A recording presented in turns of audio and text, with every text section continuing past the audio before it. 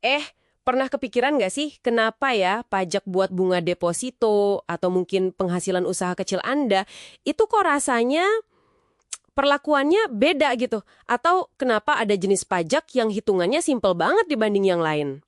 Nah, hari ini nih kita bakal coba selami satu sudut spesifik dari sistem pajak kita, yaitu pajak penghasilan final atau PPh final. Iya, jadi sumber kita untuk diskusi kali ini kita rangkum dari berbagai peraturan pajak terkait PPh Final ya. Mulai dari Undang-Undang Pajak Penghasilannya sendiri, terus ada update di UU Harmonisasi Peraturan Perpajakan, sampai aturan pelaksana kayak peraturan pemerintah dan Menteri Keuangan gitu. Oke, jadi misi kita hari ini bantu Anda semua paham ya, apa sih PPh final itu? Kenapa kok ada sistem ini, siapa aja yang kena, plus minusnya apa? Kita coba sarikan dari sumber-sumber tadi. Oke deh, langsung aja kita bedah. PPh final. Namanya final kesannya kan selesai, tuntas gitu ya. Tapi maksudnya apa nih dalam konteks pajak?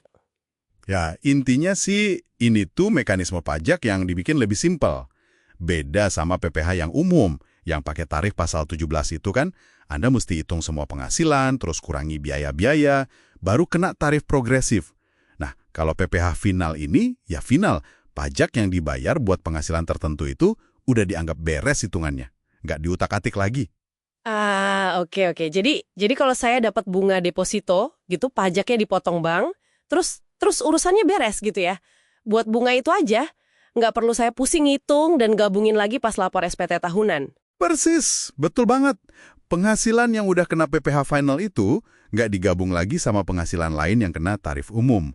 Terus, yang penting juga diingat nih, biaya-biaya yang Anda keluarin buat dapetin penghasilan final ini biasanya nggak bisa jadi pengurang. Dan pajak final yang udah dibayar atau dipotong itu juga nggak bisa jadi kredit pajak. Jadi nggak bisa ngurangin total pajak Anda di akhir tahun. Oke. Tapi kenapa sih kok dibikin sistem pisah begini? Kenapa nggak satu sistem aja gitu, biar nggak bingung? Nah, dari sumber-sumber kita, ada beberapa alasan utama sih. Yang paling sering disebut itu ya kesederhanaan. Buat wajib pajak gampang, buat kantor pajak juga lebih mudah mengutnya. Bayangin aja kalau harus ngejar pajak bunga dari jutaan rekening tabungan kecil pakai sistem biasa, wah repot.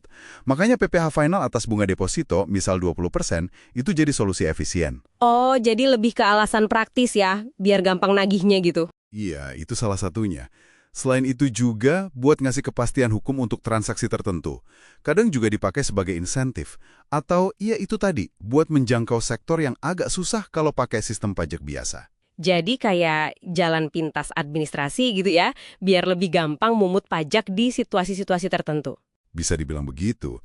Cara menyederhanakan proses lah di tengah kerumitan ekonomi kan. Nah, ini dia nih bagian yang seru.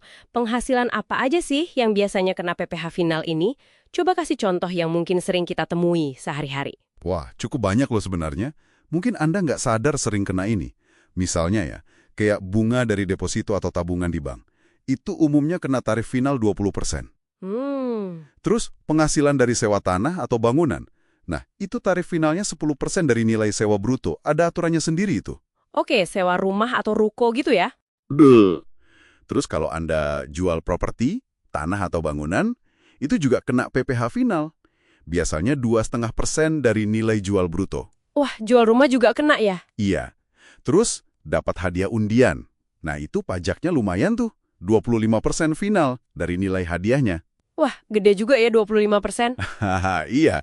Bahkan transaksi jual beli saham di Bursa Efek kita pun kena PPh final loh. Tapi tarifnya kecil banget.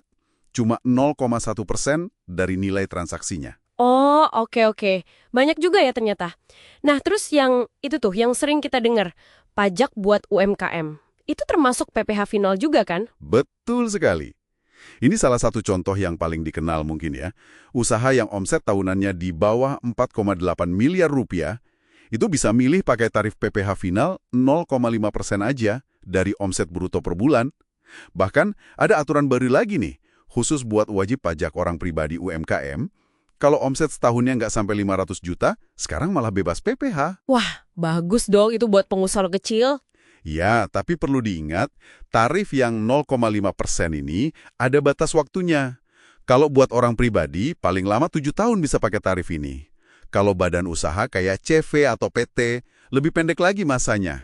Jadi ini nunjukin kalau PPh final juga dipakai sebagai alat bantu buat UMKM, tapi sifatnya sementara gitu.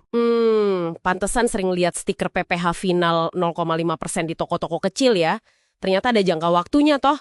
Oke deh. Jadi simplifikasi ini kedengerannya bagus ya, gampang. Tapi sumber kita kan juga bilang ada sisi lainnya, ya, terutama soal keadilan gitu. Tentu, pasti ada plus minusnya. Kritik utamanya yaitu, PPh final ini sering dianggap mengabaikan prinsip ability to pay.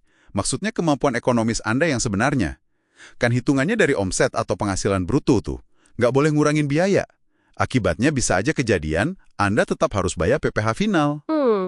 Padahal, sebenarnya usaha Anda lagi rugi kalau dihitung secara bisnis. Nah, ini kan bisa terasa nggak adil ya. Idealnya kan pajak itu dikenakan atas laba atau keuntungan real. Wah, iya juga ya. Kalau lagi rugi tapi tetap disuruh bayar pajak dari omset, pasti berat rasanya. Tapi bukannya argumennya justru kalau nggak ada PPh final ini, banyak penghasilan kecil atau transaksi simpel gitu, malah jadi nggak kena pajak sama sekali. Karena administrasinya terlalu ribet kalau pakai sistem biasa. Nah, itu dia dilemanya. Tepat sekali. PPh final ini ibaratnya kayak pajak instan lah. Gampang, cepat, praktis buat transaksi massal atau buat wajib pajak kecil yang mungkin belum sanggup administrasi rumit. Tapi ya itu, mungkin kandungan gizi keadilannya jadi kurang lengkap dibanding masakan bajak pakai sistem normal yang diteng laba bersih. Jadi selalu ada trade-off antara kemudahan administrasi sama prinsip keadilan pajak itu sendiri. Oke, jadi kesimpulannya gimana nih buat kita semua? PPh final ini jelas bagian penting ya dari sistem pajak di Indonesia. Di satu sisi bikin beberapa hal jadi lebih simpel, tapi di sisi lain juga munculin pertanyaan soal keadilan.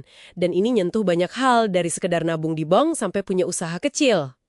Ya, jadi dengan memahami kapan PPh final ini berlaku, Anda juga bisa ngitung pajak dengan lebih benar. Sekaligus juga bisa ngelihat gimana pemerintah pakai instrumen pajak ini buat tujuan-tujuan tertentu.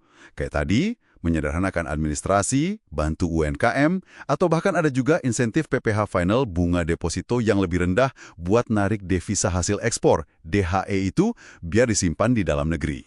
Oke deh. Nah, sebelum kita tutup sesi deep dive kali ini, kami mau lempar satu pertanyaan nih buat Anda renungkan. Iya, coba pikirkan ini. Mengingat banyaknya usaha kecil dan mungkin tantangan administrasi pajak di negara kita, apakah kompromi lewat PPh final ini yang mungkin sedikit mengorbankan aspek keadilan demi kesederhanaan dan biar lebih banyak yang bayar pajak, memang masih jadi pilihan terbaik untuk saat ini?